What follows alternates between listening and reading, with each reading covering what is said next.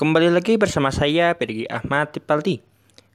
Kali ini kita akan membahas salah satu permainan yang sangat terkenal, yaitu permainan Kasparov melawan engine, yaitu Deep Blue. Dan perlu kalian ketahui bahwa di sini Kasparov bermain sebagai hitam dan Deep Blue sebagai penantang kali ini memainkan putih. Dan ini dia partai Deep Blue melawan Garry Kasparov pada pertarungan ulang tahun 1999.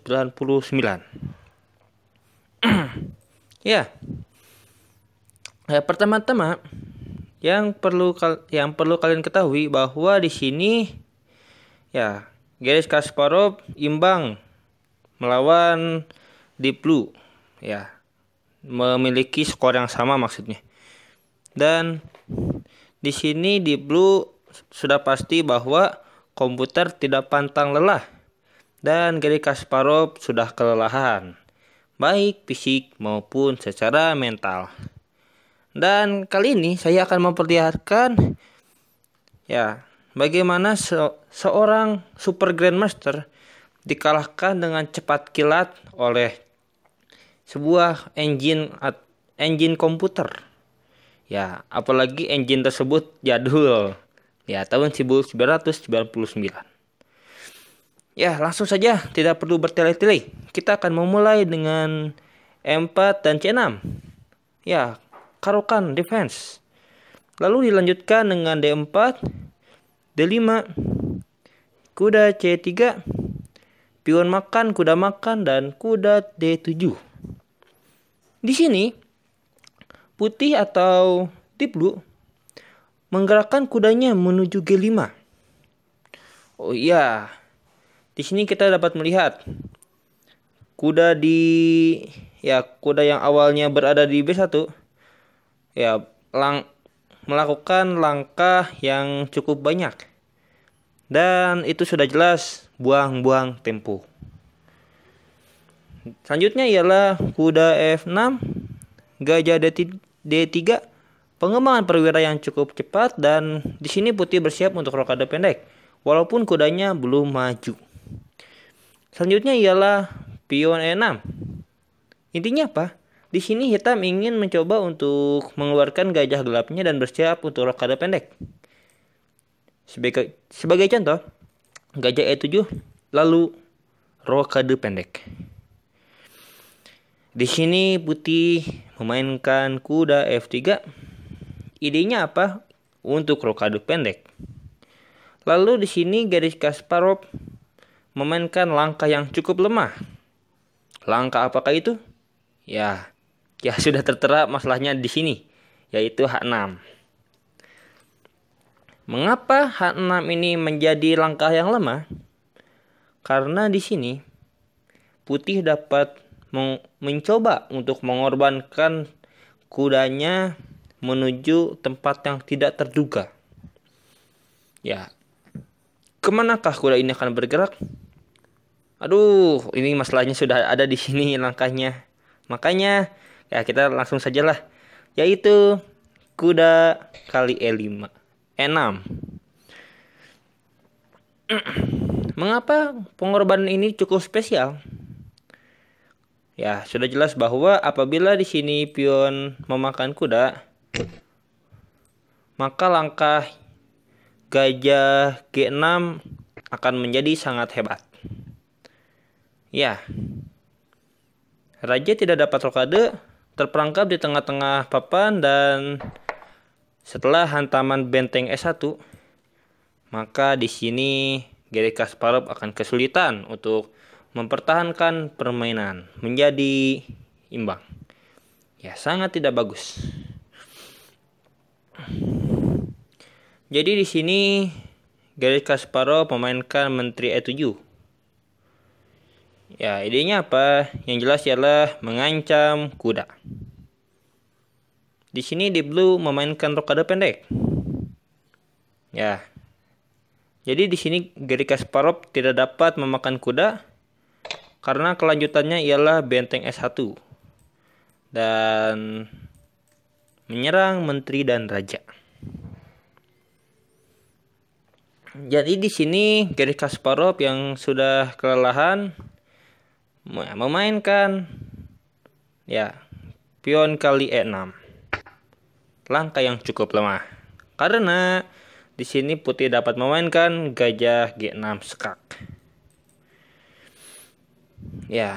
Kelanjutannya sudah jelas, ialah raja D8. Dan di sini putih memainkan gajah F4. Perlu diketahui bahwa gajah F4 ini cukup kuat.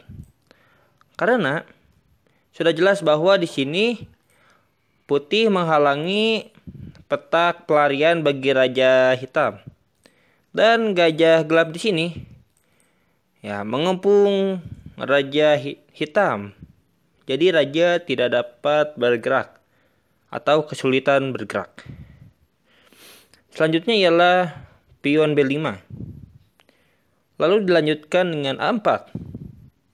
Di sini putih atau deep blue dengan senangnya mencoba untuk membuka file A dan file B. Karena di sini putih tahu hitam akan mencoba untuk mengkaburkan rajanya menuju sayap menteri. Karena raja tidak dapat bergerak menuju sayap raja. Selanjutnya ialah gajah B7. Idenya untuk menggerakkan raja untuk menuju tempat yang lebih aman. Lalu benteng S1 menghantam pion di E6 yang lemah ini. Selanjutnya ialah kuda D5. Menghantam gajah, berniat untuk menukar perwiranya. Dan setelah mengkaburkan gajah menuju G3 dan tetap menghantam kedua petak ini, di sini hitam memainkan raja C8. Sebelumnya kalian harus memperhatikan bahwa selain kedua gajah yang berbahaya ini, di sini putih memiliki susunan perwira yang cukup hebat di file D dan file A. Kontrol file yang kuat. Ibarat seperti ini. Makanya di sini hitam harus ekstra hati-hati karena serangan cukup banyak. Dan mengamankan raja menuju C8 bukanlah langkah yang buruk. Selanjutnya ialah pion kali B5 dan pion kali B5. Di sini putih membuka file A dan bersiap-siap untuk menyerang sewaktu-waktu. Selanjutnya ialah menteri D3. Menyerang pion sudah jelas. Dan kelanjutannya ialah gajah C6.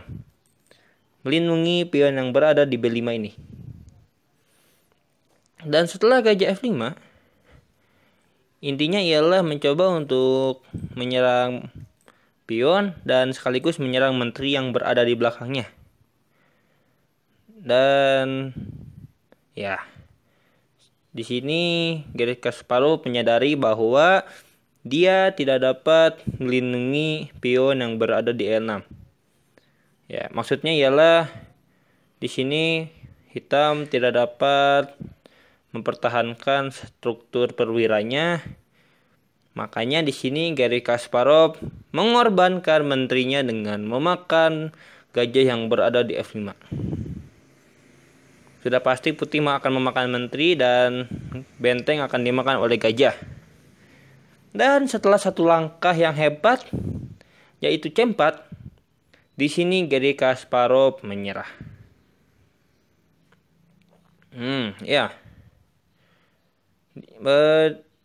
Mengapa di sini Garry Kasparov menyerah?